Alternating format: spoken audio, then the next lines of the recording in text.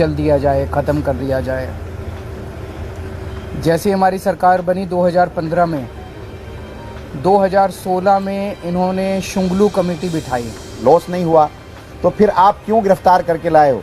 तो इसलिए, और इनके तमाम केसेस, जितने केसेस एफआईआर, जितने आम आदमी पार्टी के ओखला से विधायक अमानतुल्लाह खान के घर पर परिवर्तन निदेशालय की छापेमारी के बाद पार्टी के राष्ट्रीय संयोजक अरविंद केजरीवाल ने उनका बचाव किया है। अरविंद केजरीवाल ने अमानतुल्लाह खान के साथ खड़े होकर उन्हें क्लीन चिट दी और पीएम मोदी पर उनकी पार्टी को खत्म करने की कोशिश का आरोप लगाया। केजरीवाल ने कहा कि उनके कई विधायकों और नेताओं पर केस किया गया, लेकिन किसी पर दोष साबित नहीं हुआ। अमानतुल्लाह खान ने ईडी की टीम पर परेशान करने का आरोप लगाते हुए कहा कि उनके घर की 12 घंटे तक जांच की गई। उन्होंने कहा, कल मेरे घर पर 12 घंटे रहे, मेरी मां बीमार है, बच्चे और घर के सभी लोग परेशान रहे। एक एक अलमारी और एक एक कपड़ा, सारे बक्से, सब देखा। मैं 100 गज के मकान में रहता हूँ, 4 कमरे हैं। मैंने उन्हें बच्चों का कमरा भी दिखाया। आम आदमी पार्टी के लोग काम करना चाहते हैं, उन्हें हमें 12 घंटे तक परेशान किया, हम खाना तक नहीं खाए। अरविंद केजरीवाल ने एक प्रेस कॉन्फ्रेंस आयोजित की, उसमें अमानतुल्लाह साथ दिखे। क्या कुछ कहा अरविंद केजरीवाल ने, आइए देखते वीडियो। कल अमानतुल्लाह खान के यहाँ ईडी की रेड हुई। ये कोई पहला मौका नहीं है जब प्रधानमंत्री जी ने आम आदमी पार्टी के नेताओं पे रेड कराई है। जब से हमारी सरकार बनी है दिल्ली के अंदर, प्रधानमंत्री मोदी जी की पूरी कोशिश है, पूरी कोशिश है कि किसी भी तरह से आम आदमी पार्टी को कुचल दिया जाए, ख़त्म कर दिया जाए। जैसे हमारी सरकार बनी 2015 में, 2016 में इन्होंने शुंगलू कमेटी बिठाई। शुंगलू कमेटी ने हमारी दिल्ली सरकार के तब तक जितने काम किए थे, 400 फाइल मंगाई, 400 साढ़े 400 फाइलें मंगाई। सारी फाइलें बड़े बड़े अफसरों ने बैठ के जांच करी और एक पैसे का, नए पैसे का भी घोटाला नहीं निकला। उसके बाद मोदी जी ने हमारे एमएलएज के ऊपर झूठे केस करने चालू कर दिए। हमारे आम आदमी पार्टी के एमएलएज पे अभी तक 170 से ज़्यादा केस कर चुके हैं, 170 से ज़्यादा, और उनमें 140 से ज़्यादा केसेस में जजमेंट आ चुके हैं, जिसमें सारे जजमेंट मोदी जी के खिलाफ हैं। सारे जजमेंट हमारे पक्ष में आए हैं कि झूठा केस किया गया हमारे एमएलए के खिलाफ, झूठी एफआईआर की गई, झूठी गिरफ्तारी की गई, गलत गिरफ्तारी की गई। उसके बाद इन्होंने पिछले 2 साल से हमारे मंत्रियों को और सीनियर नेताओं को अब गिरफ्तार करना चालू किया। इन्होंने सत्येंद्र जैन को गिरफ्तार किया, इन्होंने मनीष सिसोदिया को गिरफ्तार किया, इन्होंने संजय सिंह को गिरफ्तार किया, इन्होंने कल अमानतुल्लाह खान के यहाँ ईडी की रेड की। मामला चूँकि कोर्ट में है, मैं सब जुडिस है, मैं ज़्यादा नहीं बोलूँगा, लेकिन अगर आपने मनीष सिसोदिया के केस में पिछले हफ्ते सुप्रीम कोर्ट में जो सुनवाई हुई, अगर आपने वो सुनवाई सुनी हो, तो जिस तरह से जज बार बार उनसे एक ही सवाल पूछ रहे थे कि कोई तो सबूत दो, कोई तो सबूत दो।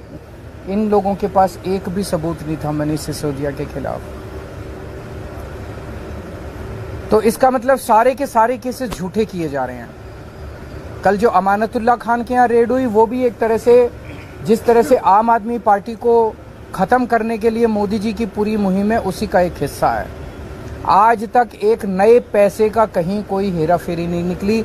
मैं नरेंद्र मोदी जी को चैलेंज करता हूँ, आप इतनी इंक्वायरी हमारी, बोले बस घोटाला कर दिया केजरीवाल ने, सड़कों का घोटाला कर दिया, बिजली का घोटाला कर दिया, पानी का घोटाला, इतने घोटाले, इतनी जांच करा ली।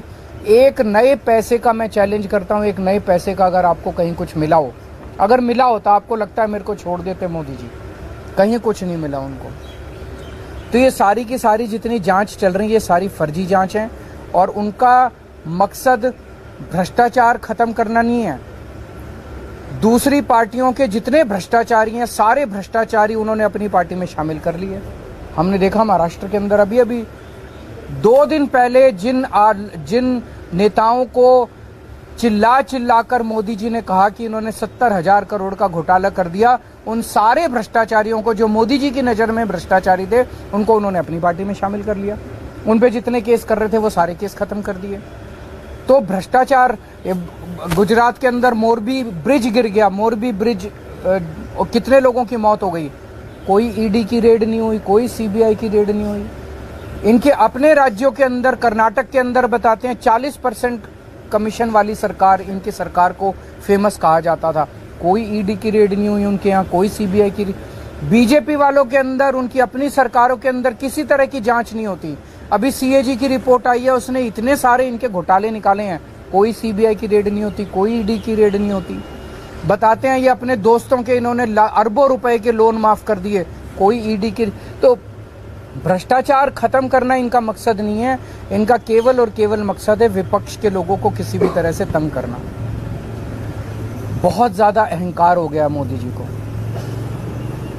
आप टीवी पे देखते हैं जिस तरह से वो चलते हैं, उनकी चाल में अहंकार नजर आता है, उनकी जुबान में अहंकार नजर आता है, उनकी बातचीत करने में अहंकार नजर आता है। जिस तरह से वो अब किसी इंसान को इंसान नहीं समझते। और अगर किसी देश के राजा को इतना ज्यादा अहंकार हो जाए तो फिर उस देश की तरक्की कैसे हो सकती है। वो तो अब छोटी छोटी चीजों पे, हर चीज पे वो बदला लेने पे उतारू होते हैं। अगर किसी देश का राजा छोटे छोटे आम लोगों से, हम लोगों की क्या औकात है, हमसे अगर बदला लेने पे, अमानतुल्ला खान की क्या, अगर इनसे बदला लेने पे, छोटे छोटे आम लोगों से बदला लेने पे उतारू हो जाएं, फिर वो देश तरक्की नहीं कर सकता। आज देश का माहौल बहुत ज्यादा खराब हो चुका है। पहली बार ऐसा हो रहा है कि देश छोड़ छोड़ के लोग दूसरे देशों की, भारत छोड़ छोड़ के लोग दूसरे देशों की नागरिकता ले रहे हैं। ऐसा कभी नहीं हुआ। इतने बड़े स्केल के ऊपर लोग भारत की नागरिकता छोड़ के, भारत छोड़ के जा रहे हैं। पूरे देश का माहौल खराब हो चुका, व्यापार बर्बाद हो चुका है, उद्योग बर्बाद हो चुका है, व्यापारी डरे हुए हैं, उद्योगपति डरे हुए हैं, आम जनता डरी हुई है, मीडिया वाले डरे हुए हैं, आप सब लोगों को डरा रखा है। तो बहुत ज्यादा खराब है माहौल।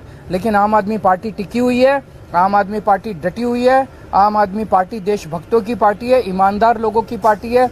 मोदी जी जो मर्जी कर ले, हम झुकने वाले नहीं हैं। संजय सिंह के खिलाफ कल ईडी ने कहा कि 4 करोड़ रुपए उन्हें रिश्वत दिया गया और कुछ पेपर बताए। साबित तो करे। मैंने भी सुना था ईडी कोर्ट में कह रही थी कि हमारे पास सबूत तो हैं लेकिन हम दिखाएंगे नहीं। कल ईडी ने कोर्ट में बोला हमारे पास सबूत तो है, हम दिखाएंगे नहीं। तो अगर कोर्ट को ही सबूत नहीं दिखाओगे तो किसको दिखाओगे? अपने घर में रखोगे क्या सबूत? सर संजय सिंह ने कोर्ट को कहा कि उनकी सुरक्षा को लेकर कई सारे कंसर्न है। ये भी कहा कि एनकाउंटर किया जा सकता है उनका, तो उसकी जिम्मेदारी कौन लेगा? तो मैं उम्मीद करता हूं कि कोर्ट इस बारे में वो लेगा और उसके ऊपर उचित कदम उठाएगा। सर कल इनके यहाँ रेड हुई है तो क्या मामला बताया या क्या निकला है कुछ? देखिए, मेरे यहाँ जो कल रेड हुई है तो हमने उनसे ये पूछा कि भाई ये बताओ आप किस एफआईआर के तहत मेरे पास आए हैं। तो उन्होंने कहा कि साहब 2016 में एक एफआईआर की थी सीबीआई ने, हम उस मसले में आए हैं। तो जो सीबीआई ने एफआईआर की थी वो ऑलरेडी कोर्ट के अंदर चल रही है, चार्जशीट उसमें सबमिट हो गई है, मैं उसमें बेल पर हूँ। फिर बोले कि वो एसीबी वाली थी, तो मैंने कहा भाई वो भी कोर्ट चल रहा है, वो भी चार्जशीट सबमिट नहीं हो, लेकिन उस पर भी मैं बेल पर हूँ। आप जिस रिक्रूटमेंट की बात कर रहे हो उसमें तो कहीं करप्शन है ही नहीं। इरेगुलरिटीज़ हो सकती है, इलीगलिटी कहीं नहीं है। किसी एक आदमी का ये चार्ज नहीं है कि पैसे लिए गए या पैसे दिए गए या हमने निकाल कर दिया। और जो कोर्ट का जजमेंट है, पीछे जब मैं बेल पर जब मेरी बेल हुई थी एसीबी वाले केस में, तो उसमें सीधा जज साहब ने सारी चीज़ें खोल कर कही थी कि कहीं करप्शन नहीं हुआ, आप कहीं सबूत नहीं दे पाए, कहीं आप वक्फ बोर्ड को कहीं नुकसान नहीं हुआ, सरकार का पैसे का कहीं लॉस नहीं हुआ, तो फिर आप क्यों गिरफ्तार करके लाए हो? तो इसलिए, और इनके तमाम केसेस, जितने केसेस एफआईआर, जितने केसेस में इन पर मुकदमात थे, वो सारे केसेस ख़त्म हो गए। तो ऐसा भी कहीं से नहीं लगता कि ये मुस्तकिल कोर्ट के अंदर आते हैं, डेटों पे आते हैं, तो ऐसा भी नहीं लगता कि ये सबूतों के साथ छेड़छाड़ करेंगे। तो मैंने उनसे यही कहा कि भाई जिन मुकदमात में आप आए हो वहाँ तो कहीं पैसे का लेन देन है ही नहीं, पैसे का मसला है नहीं, तो फिर पीएमएलए कैसे बनता है? तो उन्होंने कोई मुझे एफआईआर नहीं दिखाई, सिर्फ ये कहा था कि हम तो सर्च करने आए हैं और 2016 का कोई केस है। तो 2016 का जो केस है वो नागपाल साहब के हैं, जो 17 तारीख को उसमें हियरिंग है, उसमें मैं पहले से जो हूँ बेल पर हूँ और वो चल रहा है। और वहाँ ये खुद नहीं जम पा रहे हैं, कुछ बता नहीं पा रहे हैं, वहाँ कुछ दिखा नहीं पा रहे हैं।